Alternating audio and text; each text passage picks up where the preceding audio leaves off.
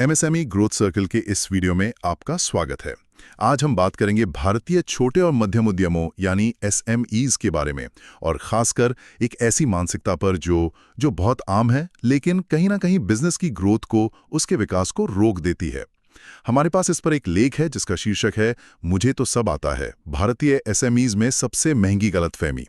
तो आज का हमारा मिशन ये समझना है कि ये मानसिकता आती कहाँ से है, ये बिजनेस को कैसे नुकसान पहुंचाती है, और जो बड़े सफल बिजनेस हैं वो सीखने को लेकर ऐसा क्या अलग करते हैं। तो चलिए इसे जरा खोल कर समझते हैं। तो सबसे पहले ये मानसिकता है क्या। लेख में एक सीधी सी बात कही गई है जो कई एसएमई मालिक सोचते हैं, शायद जोर से ना कहें पर मन में जरूर होता है, मुझे तो सब आता है, मुझे कोई क्या सिखाएगा। ये सुनने में थोड़ा अहंकारी लगता है। बिल्कुल, पहली नजर में तो ये अहंकारी लगता है, लेकिन दिलचस्प बात यह है कि ये मानसिकता मतलब घमंड से कम और अनुभव से ज्यादा पैदा होती है। अच्छा, हाँ, सोचिए ज्यादातर एसएमई संस्थापकों ने शून्य से, स्क्रैच से बिजनेस बनाया है। उन्होंने सेल्स, मार्केटिंग, फाइनेंस सब कुछ ठोकर खाकर कर करके सीखा है, वो भी अक्सर बिना किसी फॉर्मल बिजनेस डिग्री के। सही बात है। तो इस सफर से एक जबरदस्त आत्मविश्वास पैदा होता है, और होना भी चाहिए। उन्होंने मुश्किल से मुश्किल समस्याओं को हल किया है। तो ये एक तरह का कमाया हुआ कॉन्फिडेंस है। कमाया हुआ कॉन्फिडेंस। लेकिन यहीं पर एक विरोधाभास भी है। जो बिजनेस के शुरुआती सालों में ताकत होती है वही बाद में कमजोरी बन जाती है। बिल्कुल, यही इस पूरी चर्चा का सार है। जो कौशल आपको एक नाव बनाने में मदद करते हैं, वही कौशल एक बड़ा जहाज चलाने के लिए काफी नहीं है। और लेख में भी यही कहा गया है कि जिन चीजों ने बिजनेस के पहले 10-15 साल काम किया, जैसे कि मालिक का अपना पर्सनल कंट्रोल, लंबे समय तक काम करना, उनका अपना इंट्यूशन, गट फीलिंग, वही चीजें बिजनेस को अगले लेवल पे ले जाने में सबसे बड़ी बाधा बन जाती हैं। एकदम सही। क्योंकि जैसे जैसे व्यवसाय बढ़ता है ना, उसकी जटिलता, उसकी कॉम्प्लेक्सिटी बढ़ती है। अब आपके पास ज्यादा लोग हैं, ज्यादा ग्राहक है, सप्लाई चेन है, नियम है, कंपटीशन है। इस लेवल पर सिर्फ अनुभव और मेहनत काफी नहीं होती, खेल के नियम बदल जाते हैं। पर कई संस्थापक वो पुराने नियमों से ही खेलते रहते हैं। तो असल में ये दिखता कैसे है, मतलब रोजमर्रा के बिजनेस में ये मानसिकता कैसे नजर आती है? ये ऐसे दिखता है कि ट्रेनिंग को एक गैर जरूरी खर्चा समझा जाता है। सीखने के मौकों को ये कहकर टाल दिया जाता है कि अरे टाइम कहाँ है इन सब चीजों के लिए। और सलाह केवल तब ली जाती है जब कोई बड़ा संकट आ जाता है। और यहीं पर शायद बड़े व्यवसायों और वैश्विक कंपनियों का नजरिया बिल्कुल अलग है। वो तो ये मानकर नहीं चलते कि उन्हें सब कुछ पता है। नहीं, बिल्कुल नहीं। असल में संगठन जितना बड़ा होता है, सीखने की संस्कृति, वो लर्निंग कल्चर उतना ही मजबूत होता है। क्योंकि वे एक बुनियादी सच्चाई को समझते हैं। क्या? कि जिस चीज ने आपको यहाँ तक पहुँचाया है वो आपको यहाँ बनाए नहीं रखेगी। What got you here will not keep you here। ये उनकी सोच का हिस्सा है। इसलिए उनके सीईओज लीडरशिप प्रोग्राम में जाते हैं, सीनियर मैनेजर्स के पास कोच होते हैं। हाँ, और बोर्ड में भी गवर्नेंस की ट्रेनिंग होती है। उनके लिए सीखना बिजनेस करने का एक हिस्सा है, कोई ऑप्शन नहीं। लेकिन एसएमईज में, जैसा आपने कहा, सीखना अक्सर एक अंतिम उपाय होता है। लेख में सीखने को दो तरह से बताया गया है, दवा और पोषण। दवा और पोषण, ये दिलचस्प है, समझाइए जरा। एसएमईज में सीखने को अक्सर दवा की तरह इस्तेमाल किया जाता है। जब सेल्स गिरने लगती है, बैंक का दबाव आता है, या कोई नया प्रतियोगी मार्केट में आ जाता है, तब अचानक ट्रेनिंग और सलाह की याद आती है। मतलब ये एक इमरजेंसी ट्रीटमेंट है। अच्छा। लेकिन कोई भी बिजनेस सिर्फ इमरजेंसी ट्रीटमेंट से मजबूत नहीं बनता। वो मजबूत बनते हैं निरंतर पोषण से, लगातार कंडीशनिंग से। बड़ी कंपनियां सीखने को पोषण मानती हैं, जो बिजनेस को हर दिन मजबूत बनाता है। ठीक है, तो ये जो मुझे सब आता है वाली मानसिकता है, इसकी छिपी हुई लागत क्या है?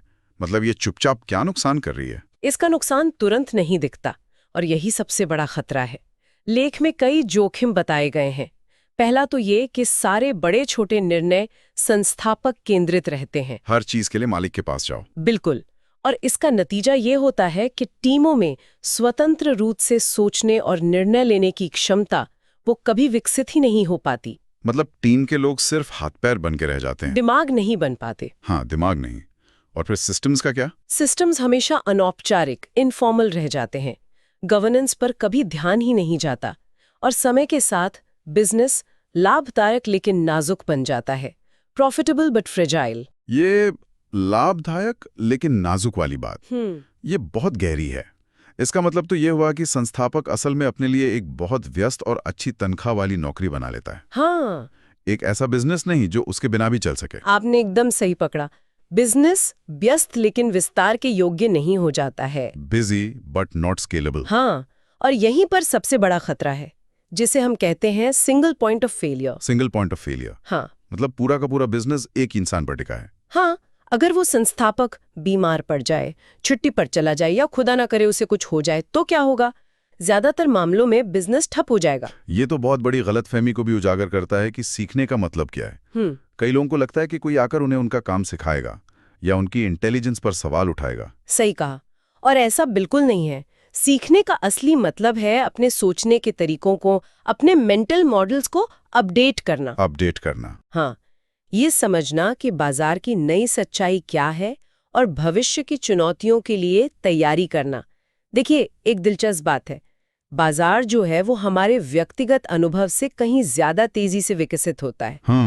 सही बात है। और जो खुद को अपडेट नहीं करता वो आखिरकार पुराना मतलब ऑब्सलीट हो जाता है। लेख में एक और विडंबना का जिक्र है कि एसएमई संस्थापक बड़े गर्व से कहते हैं, मैंने तो सब कुछ अनुभव से सीखा है। और ये सच भी है, ये उनकी ताकत है। बिल्कुल। लेकिन अनुभव अपने आप में सीखने का ही तो एक रूप है। तो जो व्यक्ति अपने शुरुआती दिनों में सीखने के लिए इतना खुला था, वो बाद में स्ट्रक्चर्ड तरीके से सीखने को मना क्यों कर देता है? ये तो विरोधाभास है। और यही विरोधाभास उन्हें कंपटीशन में पीछे कर देता है। देखिए, आज के दौर में जो फंडेड स्टार्टअप्स हैं या बड़ी एमएनसीज हैं, वो सिर्फ पैसे के दम पर नहीं जीतती। तो फिर कैसे? बस ये जीतती हैं कि उनकी लीडर्स लगातार सीखते हैं, उनकी टीमों को नियमित रूप से ट्रेन किया जाता है, उनकी स्ट्रैटेजी को लगातार सुधारा जाता है। एक एसएमई जो सीखना बंद कर देता है, वो असल में आज के बाजार में कल के ज्ञान के साथ लड़ रहा होता है। ये बहुत बड़ी बात है, कल के ज्ञान से आज की लड़ाई लड़ना। हाँ, ये एक हारी हुई लड़ाई है। तो इस सब का मतलब क्या है? अगर कोई एसएमई मालिक हमारी ये बात सुन रहा है और शायद सहमत भी है, तो उसके लिए अगला कदम क्या होना चाहिए? लेख एक सवाल बदलने का सुझाव देता है। ये नहीं कि मुझे कोई क्या नया सिखाएगा। बिल्कुल, ये सवाल पूछना ही नहीं है। बल्कि संस्थापक को खुद से एक दूसरा ज्यादा जरूरी सवाल पूछना चाहिए। तो वो क्या है? वो सवाल है, अगर मैं नहीं सीख रहा तो क्या मैं पीछे रह रहा हूँ? वाओ। क्योंकि ये एक सच्चाई है, आपके प्रतियोगी सीख रहे हैं, बाजार बदल रहा है, आपके ग्राहक बदल रहे हैं। ऐसी दुनिया में स्थिर रहना वो न्यूट्रल नहीं है, वो असल में पीछे जाना है। ठहराव अब कोई विकल्प नहीं है। बिल्कुल नहीं है। लेख का जो अंतिम विचार है वो बहुत शक्तिशाली है। वो ये कहता है कि भारतीय एसएमईज में बुद्धि या मेहनत की कोई कमी नहीं है। बिल्कुल नहीं है। दुनिया के सबसे मेहनती लोगों में से हैं। हाँ। वे अगर किसी चीज से पीड़ित हैं तो वो है इस विश्वास से कि सीखने की एक समाप्ति तिथि होती है, एक एक्सपायरी डेट होती है। कि एक लेवल पर पहुंचने के बाद, एक उम्र या सफलता के बाद सीखने की जरूरत खत्म हो जाती है। और ये सच नहीं है। ये सबसे बड़ी गलतफहमी है। जिस पल एक संस्थापक सीखना बंद कर देता है, उसी पल से बिजनेस का विकास भी रुकना शुरू हो जाता है। देखिए, सबसे मजबूत और सफल व्यवसाय वो लोग नहीं चलाते जो ये सोचते हैं कि वे सब कुछ जानते हैं। तो कौन चलाता है? वो लोग चलाते हैं जो चुपचाप, लगातार और विनम्रता से सीखते रहते हैं। वो जो ये मानते हैं कि हमेशा कुछ नया सीखने को होता है। वो अपनी जानकारी को, अपनी नॉलेज को अपनी सबसे बड़ी संपत्ति मानते हैं, अपनी पिछली सफलताओं को नहीं। तो इस पूरी चर्चा से एक विचार जो सोचने के लिए रह जाता है वो ये है कि अगर कोई एसएमई संस्थापक आज से ही सीखने की आदत डालना चाहे तो पहला छोटा ठोस कदम क्या हो सकता है जो उनके अहंकार को चुनौती ना दे बल्कि उनकी जिज्ञासा को जगाए। इस पर सोचिएगा।